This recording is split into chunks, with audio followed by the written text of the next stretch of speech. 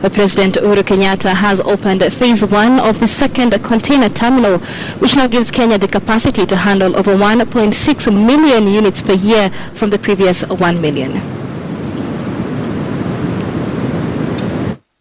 We're coming here this morning to preside over this opening ceremony for this part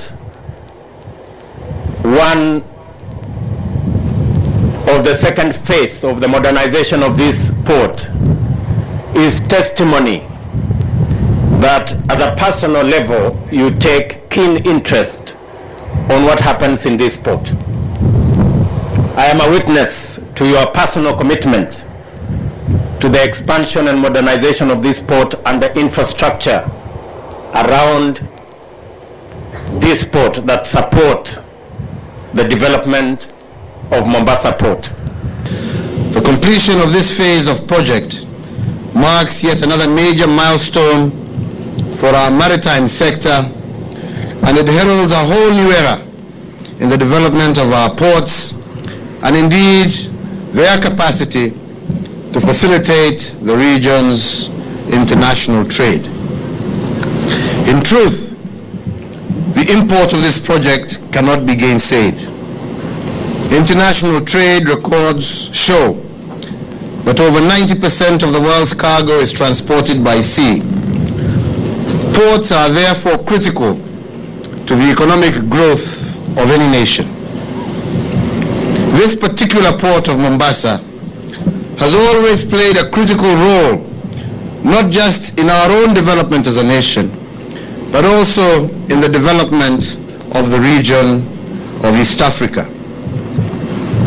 It is a lifeline to the regional economies who depend on it for a significant and growing number of their imports and exports.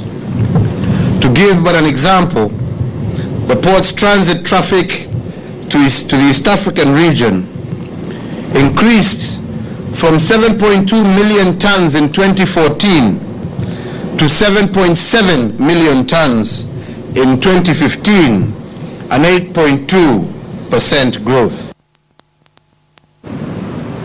And our coast reporter Francis Ontomwa now joins us live from Mombasa. Francis, talk to us about how Kenya is benefiting from this second container terminal.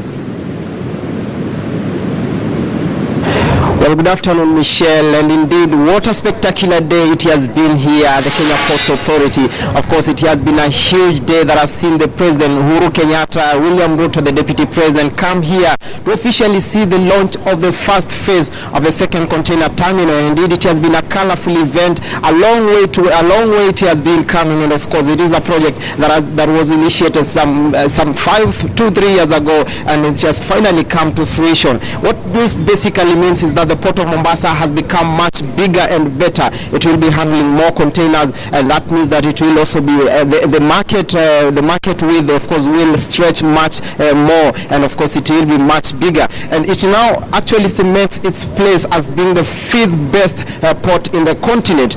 Quite a big feat here that has been given a lot of accolades by stakeholders here, Michelle. And of course, leaders have been giving different views about this particular project, and they have hailed it as one that will, of course, help put the economy of the entire coast region a step ahead and make things much better. And of course, I'm taking a few reactions of what has been happening from local leaders here, and just beside me I'm joined by Mr. Suleiman Shaban, who is one of the politicians here in the coast region, to speak to us about what has been happening here. For you, this is a major milestone, of course.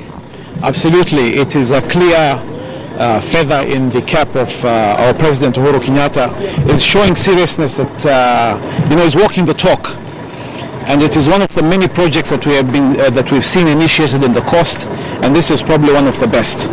And we know that the next one is, of course, Dongo Kundu, which is something that we've been pushing for the last 10 years. It will transform the economy not only of Mombasa, but of Kenya and East Africa. So this is a fantastic first step, and I really compliment His Excellency and the Deputy for such a major achievement. Mm-hmm. Even as accolades went in the air, of course, the President was quite categorical on the question of neutering the question of corruption at this port, so that it actually matches the class of other ports in the continent. What will you say about that? Corruption is our national cancer. We have to deal with it everywhere. starting from the port. We know that this has been a major problem, but I think the President's commitment to dealing with it is clear and it is absolute. And we support that 100%. Yeah. Well, another issue that actually arose in that particular meeting is that there is a bill that the President actually signed here into law, which is the Fisheries Bill, which now protects the local fishermen. For a long time, local fishermen, especially in the coast region, have been crying foul. In addition